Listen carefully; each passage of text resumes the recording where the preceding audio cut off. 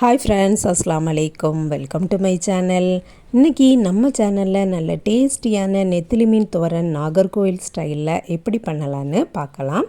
அதுக்கு முன்னாடி நம்ம சேனலை சப்ஸ்கிரைப் பண்ணாதவங்க சப்ஸ்கிரைப் பண்ணிடுங்க. பக்கத்தில் இருக்கக்கூடிய பெல் ஐக்கானையும் கிளிக் பண்ணிடுங்க.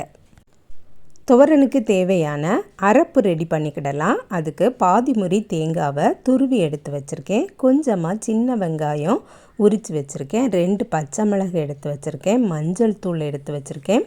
3 பல் பூண்டு தோல் உரித்து எடுத்து வச்சுருக்கேன். கருவேப்பிலை எடுத்து வச்சுருக்கேன். அரை டீஸ்பூன் போல் சோம்பு எடுத்து வச்சுருக்கேன். இதை தண்ணீர் எதுவுமே சேர்க்காமல் கரகரன்னு அரைச்சி எடுத்துக்கலாம்.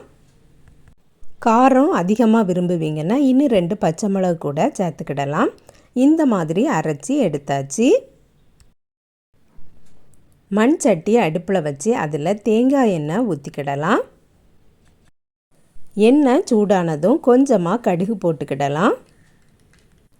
கடுகு நல்லா பொட்டுனதுக்கு அப்புறமா கொஞ்சமாக கருவேப்பிலை போட்டிருக்கேன். இந்த துவரனுக்கு சின்ன வெங்காயம் போட்டால் தான் நல்ல டேஸ்டியாட்டு இருக்கும். சின்ன வெங்காயம் தோல் உரித்து கட் பண்ணி எடுத்து வச்சுருக்கேன். அதையும் சேர்த்துடலாம்.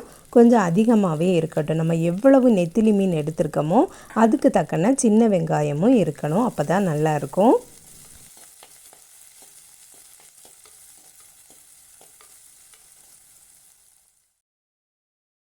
சின்ன வெங்காயம் ஓரளவுக்கு வதங்கினதுக்கு அப்புறமா பாதி தக்காளி கட் பண்ணி எடுத்து வச்சுருக்கேன். அதையும் போட்டுடலாம்.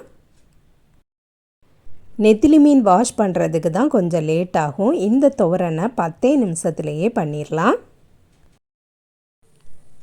தேவைக்கு ஏற்ப உப்பு சேர்த்துக்கிடலாம். நான் கல் உப்பு ஆட் பண்ணியிருக்கேன்.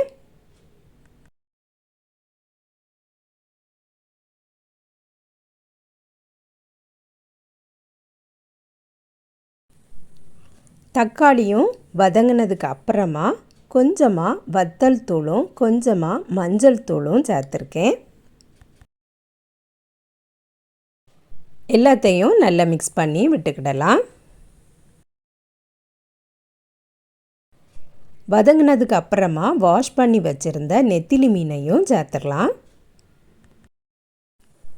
நெத்திலி மீன் சீக்கிரமாகவே குக் ஆயிரும். இதை போட்டதும் நம்ம நல்லா மிக்ஸ் பண்ண வேண்டாம். மீன் உடஞ்சி போயிடும். கொஞ்சம் மெதுவாகவே மிக்ஸ் பண்ணிக்கிடணும்.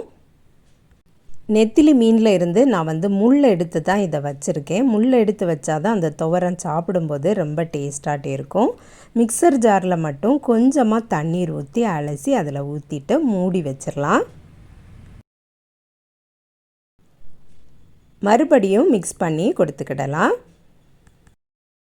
இந்த தோரன் சாப்பிட்றதுக்கு ரொம்பவே டேஸ்டாக இருக்கும். சாம்பாருக்கு கூட சைடிஷாகவும் இதை சாப்பிட்டுக்கிடலாம்.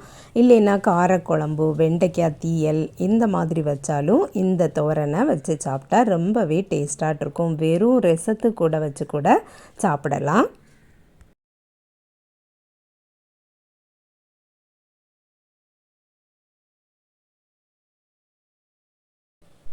மீன் நல்ல குக் ஆயாச்சு. அரைச்சி வச்சுருந்த தேங்காய் விழுதையும் சேர்த்துடலாம்.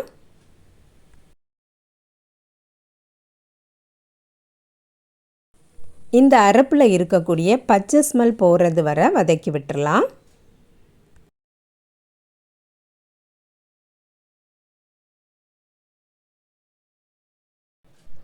நல்லா மிக்ஸ் பண்ணிவிட்டு மறுபடியும் மூடி போட்டுடலாம். இந்த தண்ணீர் மட்டும் ட்ரை ஆகணும். அது வரை அடுப்பில் கிடக்கட்டும். எங்கள் ஊரில் கடல் இருக்கிறதுனால இங்கே கடல் மீன்கள் தான் அதிகமாகவே வரும். எல்லாருமே கடல் மீன்கள் தான் விரும்பி சாப்பிடுவாங்க. ஆற்று மீன், குளத்து மீன்லாம் இங்கே அதிகமாட்டு வராது. கடல் மீன் நல்ல டேஸ்டியாகவும் இருக்கும்.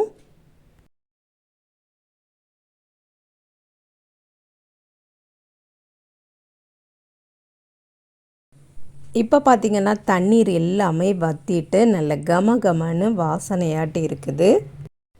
நெத்திலி துவரன்னு சொல்கிறத விடவும் இதை நெத்திலி புட்டுன்னு கூட சொல்லலாம்.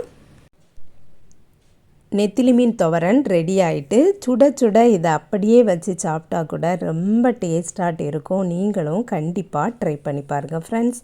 இந்த வீடியோ பிடிச்சிருந்தா லைக் பண்ணுங்கள், ஷேர் பண்ணுங்கள். நம்ம சேனலை இது வரைக்கும் சப்ஸ்கிரைப் பண்ணலைன்னா சப்ஸ்கிரைப் பண்ணிடுங்க.